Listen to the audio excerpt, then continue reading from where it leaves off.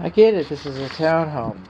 I should be concentrating on the inside. But here we are, and this is our front door. We got a Ring doorbell, and it works. At least the ring part does. It does ring when I push it. So coming on out, and I understand that this is a community, and I also understand that there's going to be a homeowners association. And if you look up and down the street, we're, we're, we're not surprised, even expect to find uniformity.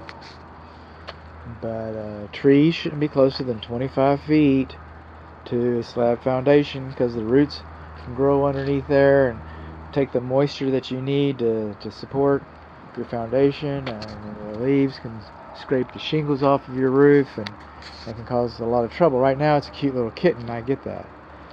But I also understand, I also get that you're probably not going to be able to move the trees.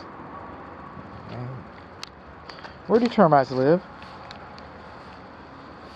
In the ground. Oh. Well, what do they eat? Dead wood. Oh. What's wood mulch? Dead wood in the ground next to your house. Oh, that's called a clue. That's called a clue. And you're probably going to be stuck with dead wood on the ground next to your house inviting termites over. And there's probably very little, if anything, you can do about it. It's just the way it is. We got brick, and then we also got some OSB. We got some continuous soffit vents. Our rain gutters do not divert water far enough away from the structure. It's supposed to take it out 10 feet. Oh, we can't do that. Well, actually, you can do that. You could go underneath and have pop-outs. Your drainage is already questionable. Water is just sitting here. You see how this grass isn't germinated? The roots are rotted, and it's not germinating. And we got a problem here. And there it is. It's pretty obvious. And the splash block. So the splash block, what little you do have, is turned around backwards. And I've heard some people tell me, it says, well, that's like a little splashes it out and kind of fans the water out. No, that splash block is too small, turned around backwards, and the rain gutter is too close to the house. It just is. And moving on along, this is our gas piping, and where's our bonding clamp? We don't have a bonding clamp on our gas bond.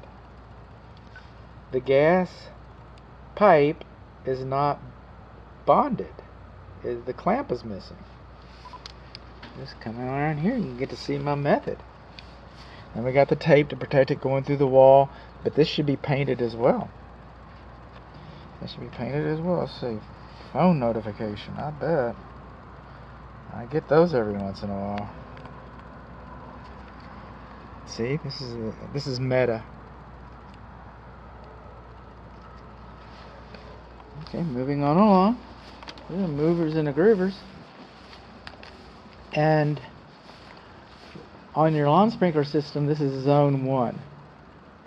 And zone 1, can you tell the discoloration in the brick?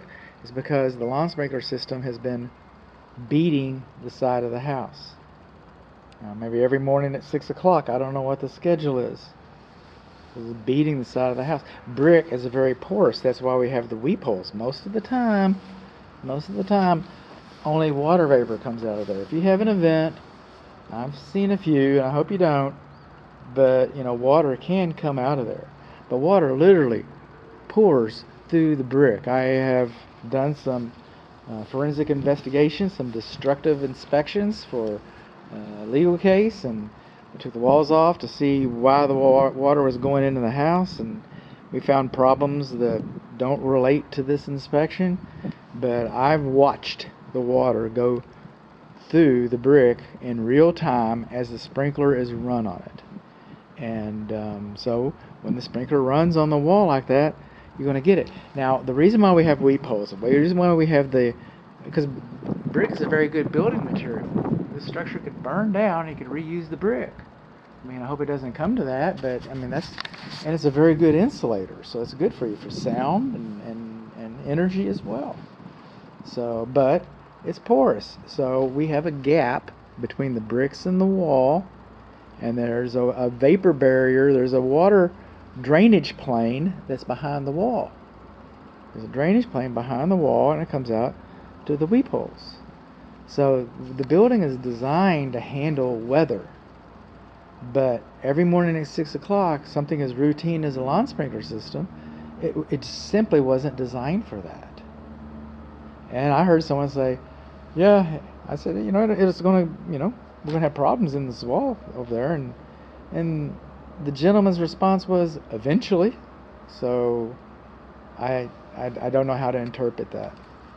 So we come over here, and if we look at the side of the foundation a little bit, this is called a parge coat. Okay, and it's a cosmetic. So if that cracks, it doesn't mean your foundation's cracked. And if it doesn't crack, that doesn't mean your foundation's not cracked. It's just it's a different material. So, and because they are different materials that expand and contract at different rates, they create voids. And termites, being blind like they are, they've been around millions of years before we showed up, and they'll be around millions of years after we're gone. And but they've adapted, and the Texas Structural Pest Control Board says that if I see parge coat, if this was a wood destroying insect report, and it's not, then I would be required to call that a conducive condition, just like the wood mulch would have been required to call that a conducive condition. But those won't be on your report like that. It's too soon for a wood destroying insect report.